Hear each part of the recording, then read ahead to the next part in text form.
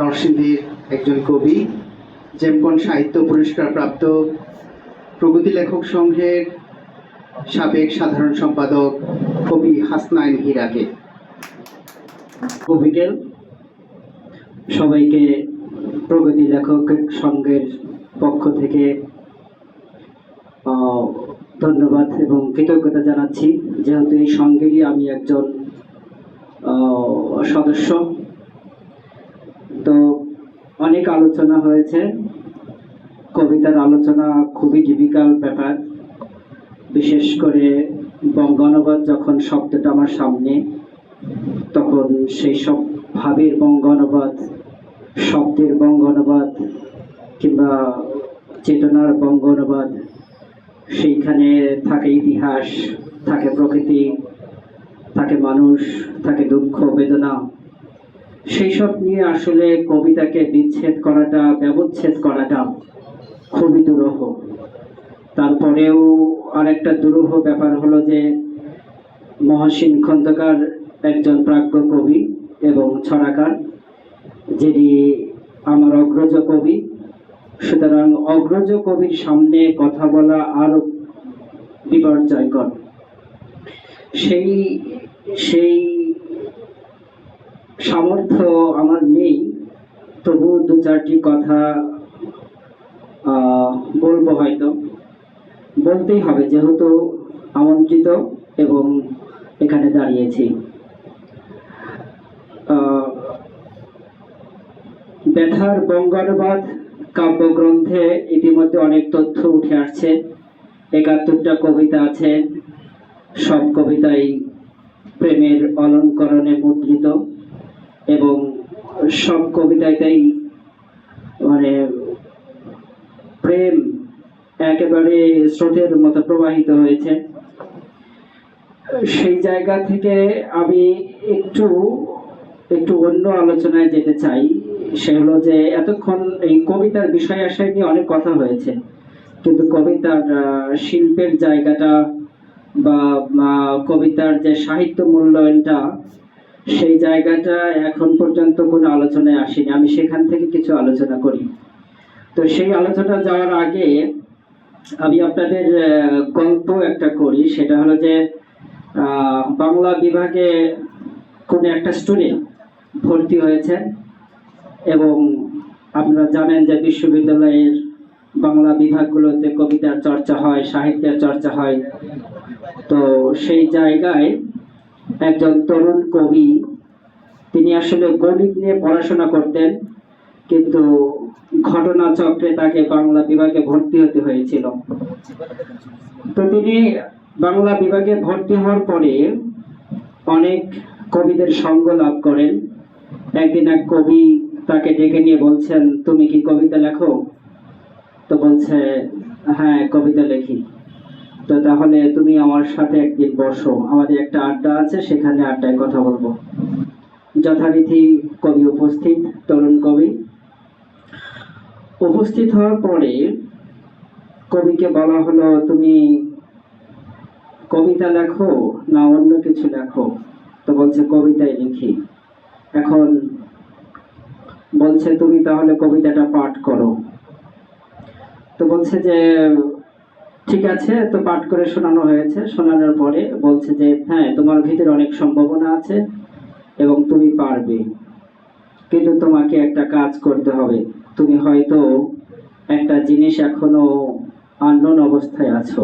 বলা হলো যে কবিতা বা সাহিত্য রচনার প্রারম্ভিক কালে যে কি হতো, বলতো যে প্রথমত আমরা ঈশ্বরের কথা বলেছি, ঈশ্বরের স্তুতি গান গেয়েছি, তারপরে স্তববাণী আওড়িয়েছি, তারপরে আমরা ধর্মের প্রসঙ্গ নিয়ে কথা বলেছি, তারপরে এসেছে সামাজিক বিষয় নিয়ে কথা বলেছি। এবং এইগুলো করতে গিয়ে কবিতার মধ্যে নাটক এনেছি, নাটকের ঢং এনেছি, গল্পের ঢং এনেছি, কথোপকথনের ঢং, কাব্যের ঢং এনেছি, রসের অনুষদ এনেছি। তো তুমি যে কবিতা লিখেছ, সেইখান থেকে কবিতা গল্পটাকে ছেড়ে ফেলো। বলা হচ্ছে কবিতার ভিতরে যে গল্প আছে সেটাকে ঝেড়ে ফেলো, তুমি গল্পের মডেলে যে কবিতা লিখেছো সেটা ঝেড়ে ফেলো। বাস উনি বলছে আমি কিভাবে পেতে পারি, তো ওনাকে অনেক দেওয়া হয়েছে, মানে সাহিত্যের বই দেওয়া হয়েছে, সে পাঠ করেছে। তারপরে একদিন সাধুর সঙ্গে দেখা, সাধু বলেছে তুমি কবিতা লেখো? হ্যাঁ কবিতা লেখি। তো কি কবিতা লেখো, আমাকে একটু শোনাও। তো যথারীতি উনি একটা ফর্দ বের করেছেন কবিতার। তো সাধু বলছে যে তুমি কি কবিতা দেখেছো কখনো, তুমি কি কবিতা কখনো শুনেছো কিংবা আঁকানো আঁকানো হয়েছে? বলছে বুঝতে পারছি আপনি হয়তো বিমূর্ততার কথা বলছেন, তাহলে আমি কবিতাটা পড়ি, আপনি বুঝবেন।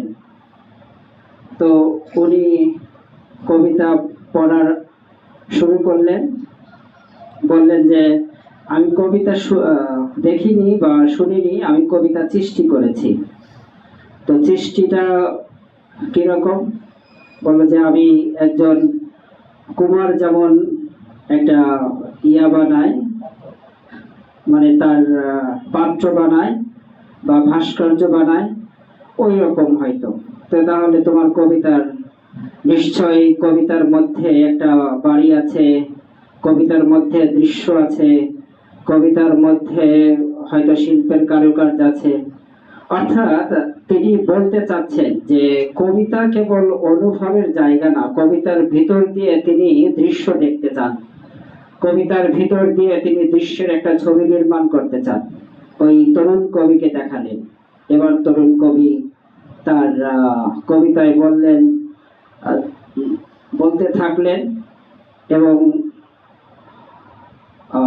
সাধক জেনে সাধু বাবা বললেন যে ঠিক আছে, তুমি ঈশ্বরকে আকার দিয়েছ এবং নিরাকারকে আকার দিয়েছ, এই হলো শিল্পের কাজ। তো এইখান থেকে তার কাছে আবার একদিন এক তরুণ কবি আসলেন। তো তরুণ কবি আসা তাকে জিজ্ঞেস করতেছে, সেই কবি আর এক তরুণ কবিকে, যে নবাগত আগমন ঘটেছে, তাকে জিজ্ঞেস করছে যে আপনি কবিতা লেখেন? হ্যাঁ কবিতা লিখি। তো বলে কি কবিতা লেখেন? আপনাদের চাইতে আলাদা কবিতা লিখি, হয়তো ওই কবিতা লিখি না। বলে আচ্ছা কি কবিতা লেখেন? তো কবিতা শুরু হলো। তো উনি যে কবিতাটা বলতে চাইলেন আমি আপনাদের একটু পড়ে শোনাই।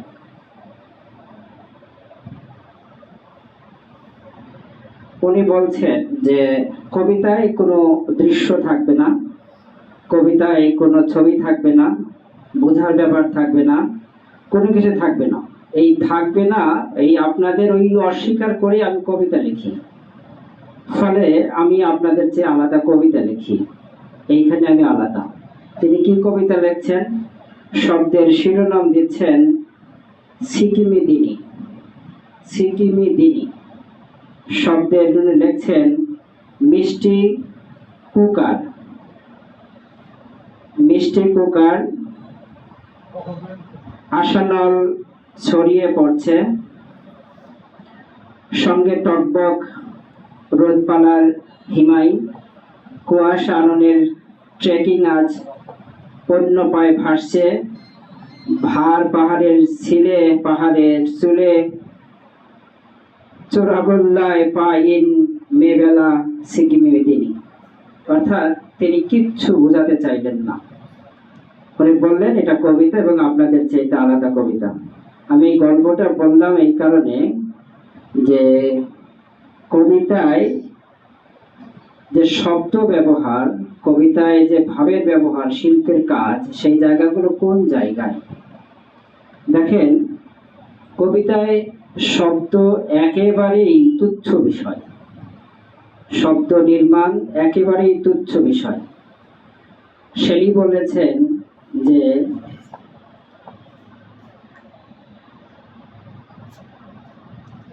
শেলি বলছেন যে কবিতা হলো ভাষার হৃদয়, আর শব্দ কবিতার বাহন বা মাধ্যম, শব্দ কবিতার শুরু, শব্দ কবিতার মাধ্যম, কিন্তু শব্দ কবিতার পরিণতি নয়। সুতরাং এই যে শব্দর তাহলে পরিণতি নয়, কি পরিণতি? সেই জায়গা থেকে মানে সাহিত্য কতটা শিল্প নির্ভর সেটা একটু আলোচনা করা দরকার। একদিন জীবনানন্দ দাশ বলছেন, আমি মধুসূদন থেকে শুরু করি, আলোচনা কি দীর্ঘ হচ্ছে? আমি মধুসূদন থেকে শুরু করি। মধুসূদন বলছেন যে সাহিত্য হলো একটা জীবনকে চোট মারার কাহিনী, মানে উষ্ঠ মারার কাহিনী যেটা আমরা বলি। তো আমার যে জীবন, সেই জীবন থেকে যদি আমি সাহিত্য লিখি তাহলে আপনারা হয়তো একটা চোটখোরের জীবন পাবেন বা জীবনের সাহিত্য উপলব্ধি করতে পারবেন। কিন্তু এইটাকে যদি আমি ভাষার মোড়কে শব্দের সাদৃশ্যে একটা রূপদান করি, সাজসজ্জা করে সাজাই, তাহলে হয়তো আপনারা একটা শিল্পরূপ পাবেন। অর্থাৎ আমার জীবনটাকে যদি অতীতের কোনো ইতিহাস থেকে, মিথোলজিক্যাল থেকে আমি যদি সংগ্রহ করে আপনাদের উপস্থাপন করি তাহলে একটা রস উৎপাদন হয় এবং একটা সাহিত্য উৎপাদন হয়। এইটাকে আমরা শিল্প বলি। যে মধুসূদন বলছেন মূলত শিল্পই সব, বাকিটা সব কিচ্ছু না। শরৎচন্দ্র, এবার রবীন্দ্রনাথের পালা। শরৎচন্দ্র আছেন ওই আলোচনায়।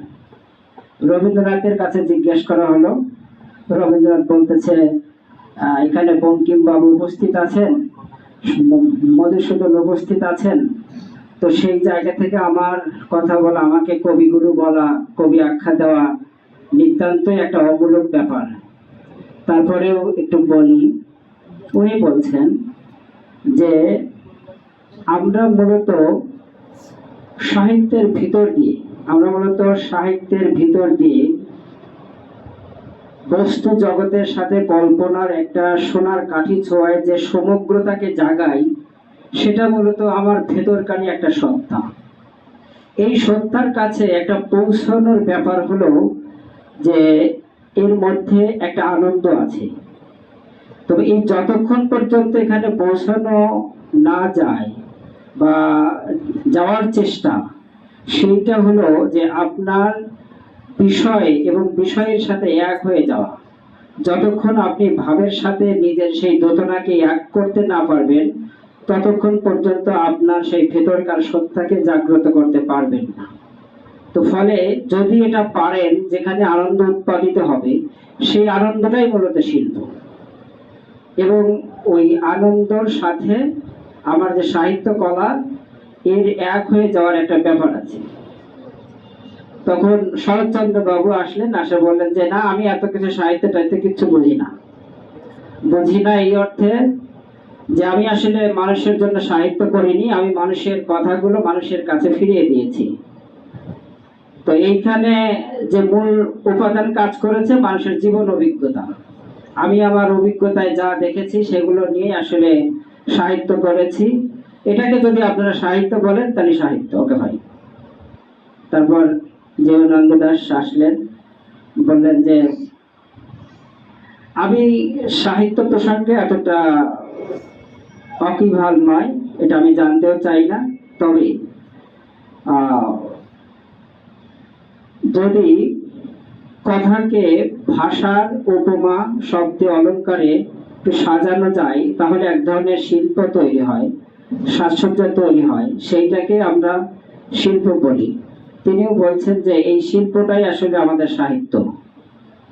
তো এইবার আরেকজনের পালা আসছে, তো ওখানে আছেন সুধীন বাবু। উনি বলছেন যে না, আসলে এইখানে সাহিত্য বলতে কিছু না, সাহিত্য সুনীল টুনিলরা যারা আছে তারা করে, আমি সাহিত্য করি না। আমি আসলে সাহিত্য বানাই, কারণ আমার জীবনটা বানানো, আমার জীবনটা ওইভাবে তৈরি করি আমি, ফলে আমার লিখতে সমস্যা হয় না, ফলে বানানোটাই আমার সাহিত্য। এবার ধীমান চক্রবর্তী নামে এক লোক ছিলেন, তিনি বলছেন যে সাহিত্য হলো একটা গাছ আর শিল্প হলো সেই গাছের বেড়ে ওঠা। এই বলে উনি আর কিছু বললেন না। অর্থাৎ তার মধ্যে আপনি ওই গাছটার সাথে কতটুকু জল দেবেন, কি করবেন না করবেন, সেই অনুধাবনটা আপনার করতে হবে। এই কথাগুলো আমি আসলে অন্যভাবে বলতে পারতাম। কেন বললাম এই মহিরুহদের সাথে অ্যাটাচ করে, কারণ এই কথা তাদেরকে টেনে নিয়ে এসে বললে একটা গ্রহণযোগ্যতা পাবে বলে মনে হয়। তো এই কথাগুলো আমার না, এই কথাগুলো মাইকেল মধুসূদনের, রবীন্দ্রনাথের, কিংবা শরৎবাবুর, মানিকের, এসবের। তো সেই জায়গা থেকে আমি আসলে এই ব্যথার বঙ্গানুবাদটা এসব দেখতে চাই। সেখানে আমি দেখি যে শিল্পে মোড়ানো কিছু শব্দ আছে বটে, কিন্তু সেই শব্দগুলো তার যে দূরত্ব আমার শব্দ থেকে ভাবনার কাছে যাওয়ার, সেখানে যেতে সে সমর্থ হয়নি। অর্থাৎ শব্দের দুটি সাহিত্যের মধ্যে ছড়িয়ে দেওয়ার যে একটা ব্যাপার থাকে, সেটা সেখানে অনুপস্থিত। শুধু কিছু আছে এর ভিতরে, ধরেন মেটাফোর আছে, আছে যে অনুপ্রাসের দোতানা, কিন্তু বিষয়ের দিক দিয়ে যদি বলেন, বিষয়টিতে চমৎকার বিষয়গুলো আসছে।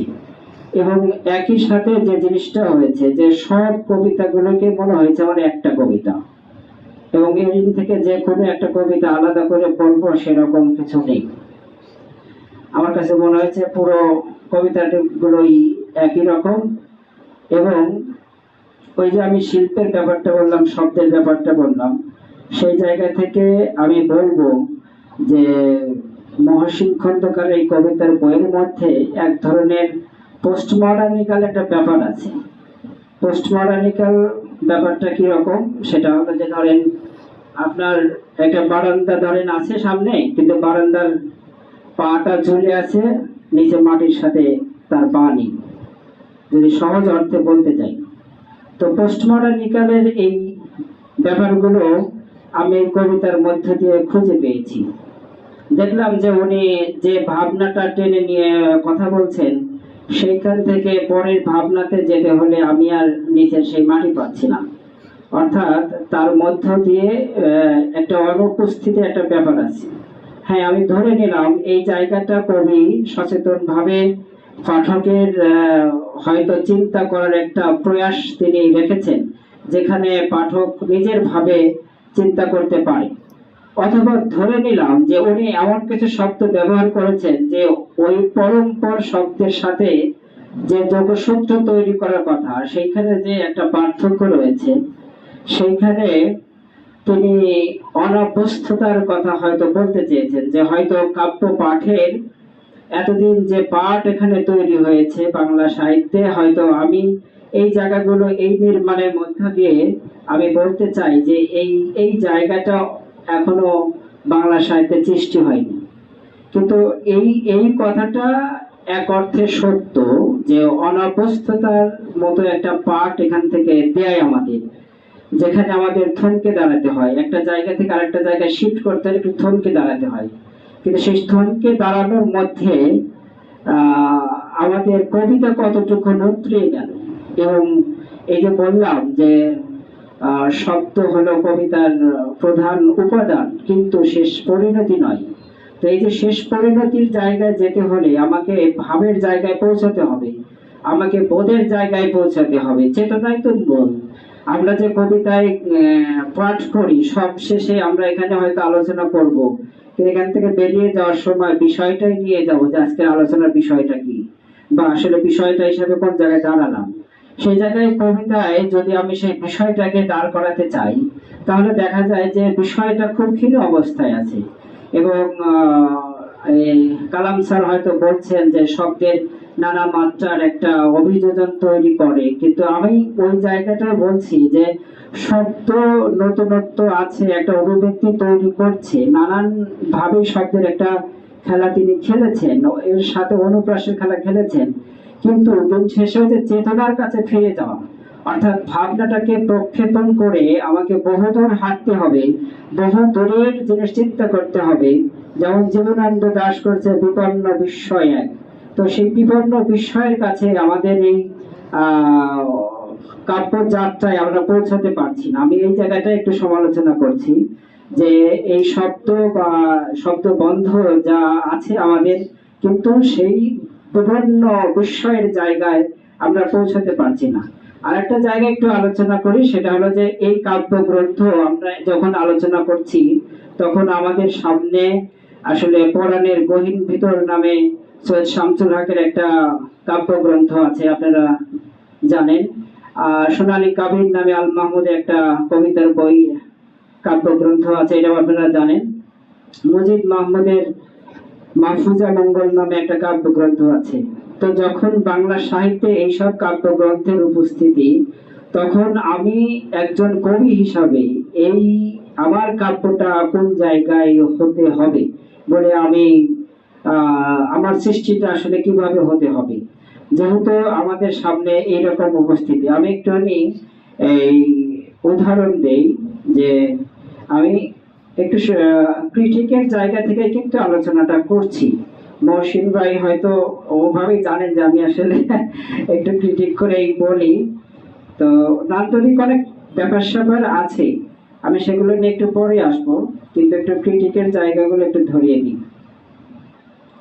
যেমন ধরেন যে পরাণের গহীন ভিতর, সেইখানে যে ভাষা নির্মাণ, সেখানে কি আছে? সৈয়দ শামসুল হক একেবারে গ্রামের যে ভাষা, মানুষের ভাষা, যে ভাষায় তিনি কথা বলে মানুষ, সেই ভাষায় কাব্য রচনা করছেন। একই সাথে সেই প্রক্ষেপণটা ছেড়ে দিচ্ছেন, মানে হৃদয় থেকে হৃদয়ের আরো উৎসরণ করে। হ্যাঁ, সেটা কি কিরকম যে উনি একটা কবিতায় বলছেন যে হাটুরে একজন জাদুকর আছেন, সেই জাদুকর হাটে অনেক জাদুমন্ত্র দেখান। এই জামার ভিতর থেকে ডাহুক পাখি বের করেন, মাথার চুলের ভিতর থেকে তিনি আসলে আকবর শাহ সেই ইয়া বের করেন, কি বলে মোহর বের করেন। তো এইসব খেলা জাদুকর খেলছে, এবং এইসব খেলার ভিতর দিয়া জাদুকর এক ধরনের বাজি দেখাচ্ছে, এবং সেই বাজির মধ্য দিয়া মানুষ তাকে টাকাও দিচ্ছে, মানুষ ওই জায়গায় নিয়ে গেছে। তো কবিকে এমন এক বাজি দেখাতে হয়, যেটা উনি বলছেন যে পরাণের ভিতর রুমাল ওড়ে। তো পরাণের ভিতর রুমাল ওড়ানোর যে বাজি, সেই কবিকে সেই বাজি দেখাতে হবে। তো আমাদের এই কাব্যগ্রন্থ পরাণের গহীন ভিতর যখন উপস্থিত, তখন আমরা আসলে কি রচনা করছি, আমরা বাংলা সাহিত্যে কি সংযোজন করছি, সেই জায়গাটা আমাদের অবশ্যই একজন কবি হিসাবে আমাদের দায়িত্ব এবং প্রতিনিধিত্বের জায়গা তো আছেই। তো আল মাহমুদও ঠিক ওই রকম। আল মাহমুদের সোনালী কাহিনী আপনারা দেখবেন যে প্রকৃতি, ইতিহাস এবং তার সাথে গ্রামীণ জীবন, লোকজ ধারা সব মিলে একাকার হয়ে যাচ্ছে। অর্থাৎ তার সোনালী কাবিনকে এই যে এতদিন আমরা বহন করে চলেছি, এইটার আসলে কারণটা কি? এটা কারণটা হলো যে তার এই কাব্যের মধ্য দিয়া যেমন ইতিহাস আছে, তেমনি আছে স্বদেশ, আছে মানুষের অভিব্যক্তির মানে গৃহতম প্রকাশ, এবং একই সাথে আছে হলো গ্রাম বাংলার লোকজ উপাদান। তো সব মিলে যখন একাকার হয়ে ওঠে, সব মিলে সেই আবহটাই মূলত আমাদের এই সোনালী কাবিনের মধ্য দিয়ে আমরা খুঁজে পাই। তো ওইখানে সোনালী কাবিনের আপনারা নিশ্চয় পড়েছেন, আমি দুটো লাইন একটু পড়ি।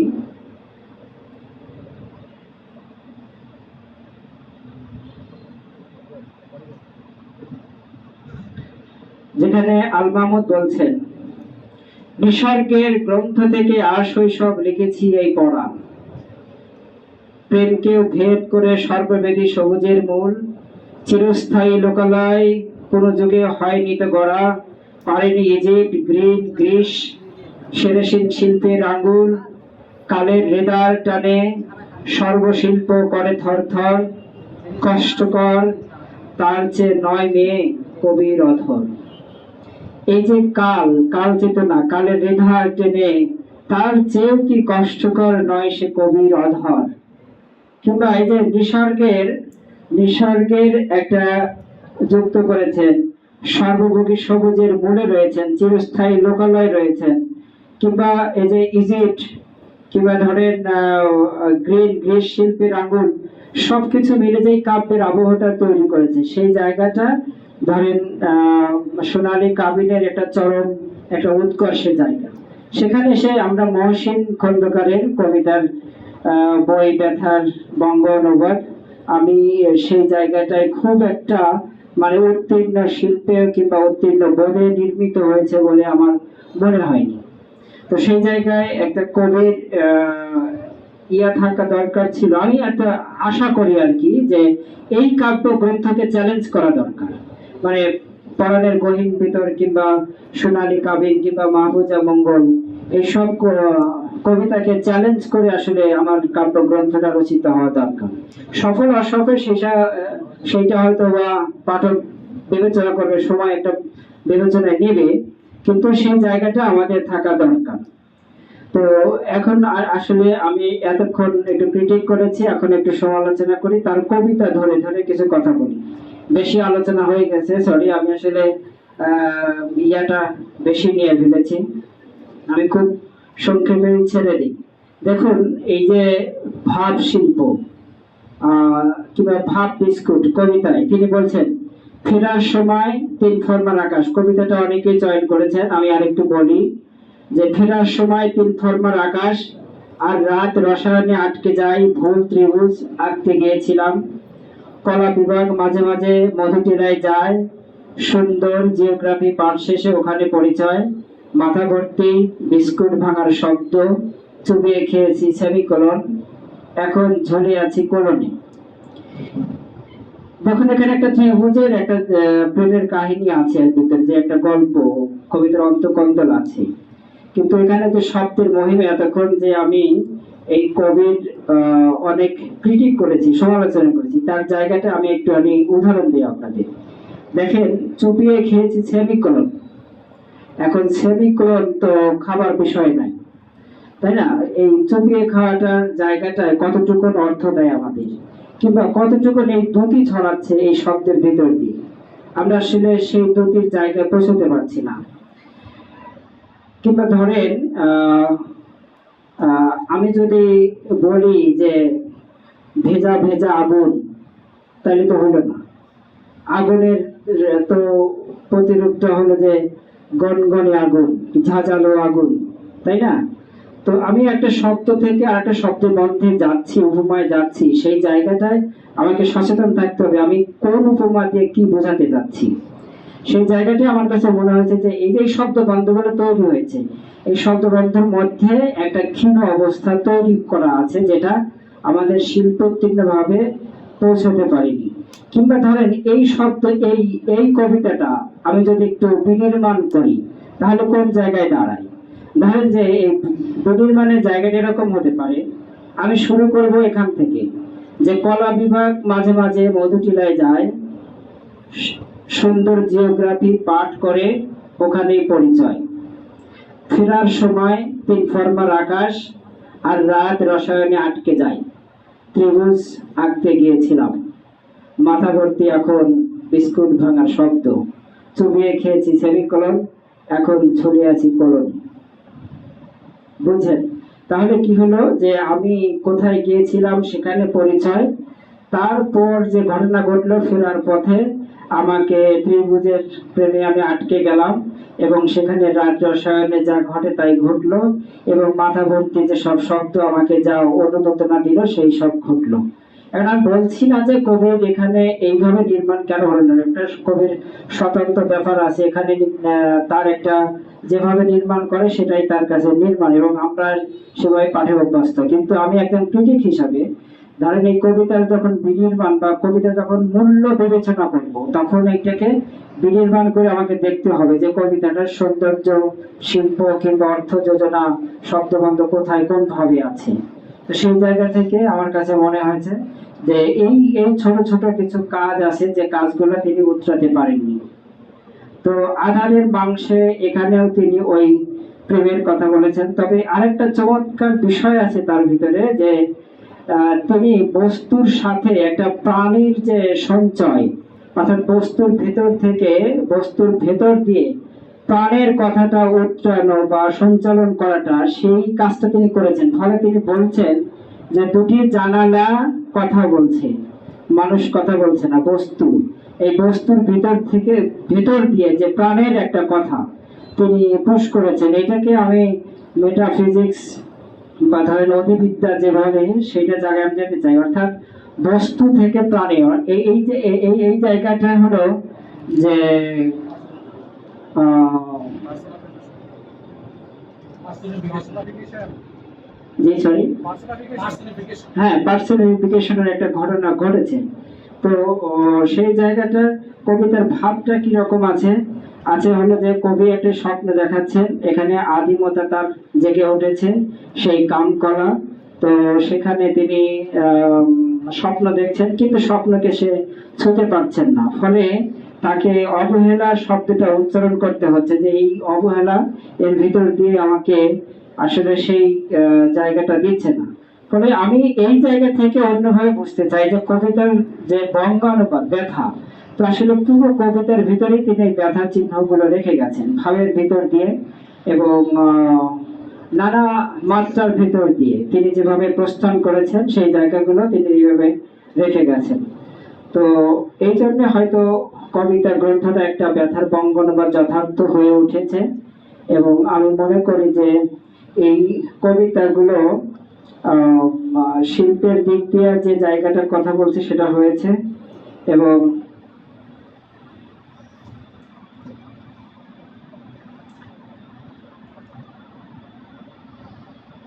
তো এতটুকুনি আলোচনা একটু রাখি, সেটা হলো যে আমি একটু নন্দন বিষয়টা হলো যে তার কবিতার মধ্যে বিষয়টা খুবই উৎকর্ষময় এবং খুবই প্রসন্নময়, কিন্তু সর্বোপরি তিনি যে বিষয়টা টেনেছেন কামকলা এবং কাম বিরহ এর ভিতরে ঘুরপাক খেয়েছেন, অর্থাৎ কামের বাইরে উঠে যে চিরায়ত প্রেমের অভিযোজন তৈরি করা, সেই জায়গাটা আমরা পাচ্ছি না। আশা করি পরবর্তী গ্রন্থগুলোতে কবি এইগুলো ইয়া করবেন। এই গ্রন্থ তো গ্রন্থ, এই গ্রন্থ তো আর বিনির্মাণের সুযোগ নেই। হ্যাঁ, তো ধন্যবাদ সবাইকে।